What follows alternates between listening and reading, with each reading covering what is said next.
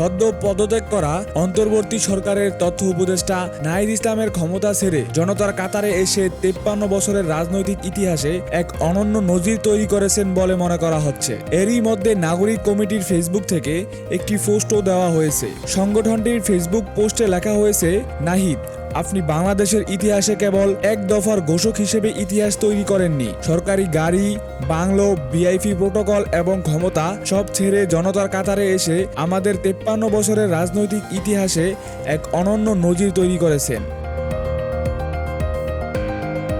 পতাকা উড়িয়ে যমুনায় প্রবেশ করলেও সাদাসিধেভাবে বাইরে এসে সংবাদ সম্মেলন করেন নাহিদ ইসলাম।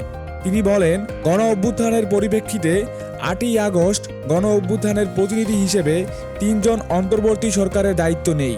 তখন দেশের নিরাপত্তা ও গণ অভ্যুত্থানের আকাঙ্ক্ষা বাস্তবায়নের জন্য দায়িত্ব গ্রহণ করা আমাদের কাছে মনে হয়েছিল যৌক্তিক, কিন্তু আমার কাছে এখন মনে হয়েছে সরকারের একটা স্টেবিলিটি এসেছে। ব্যক্তিগতভাবে মনে করি সরকারের বাইরে দেশের যে পরিস্থিতি, এই অবস্থায় একটি রাজনৈতিক শক্তি উত্থানের জন্য আমার রাজপথে থাকা প্রয়োজন, ছাত্র জনতার কাতারে থাকা প্রয়োজন বলেও সদ্য পদত্যাগ করা এই উপদেষ্টা জানান। নতুন যে রাজনৈতিক শক্তি এবং দল গঠন হচ্ছে, আমি সেখানে অংশগ্রহণ করতে আমার অভিপ্রায় আছে এবং জনগণের সাথে মিশে আবারও জনগণকে ঐক্যবদ্ধ করা এবং আমাদের যে গণঅভ্যুত্থান এর যে প্রতিশ্রুতি সেটা বাস্তবায়নে মাঠে থেকে কাজ করার লক্ষ্যেই আমি সরকার থেকে পদত্যাগ করছি। আগামী 28শে ফেব্রুয়ারি ঘোষণা হতে যাচ্ছে নতুন রাজনৈতিক দলের।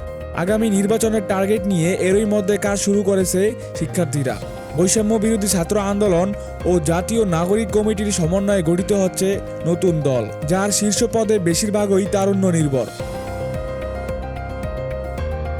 এদিকে সদ্য পদত্যাগ করা অন্তর্বর্তী সরকারের প্রধান উপদেষ্টা নাহিদ ইসলাম একদিন দেশের প্রধানমন্ত্রী হতে পারেন বলে মন্তব্য করেছেন প্রধান উপদেষ্টার প্রেস সচিব শফিকুল আলম। মঙ্গলবার বিষয়টি নিয়ে নিজের ভেরিফাইড ফেসবুক পেজে একটি পোস্ট দেন তিনি।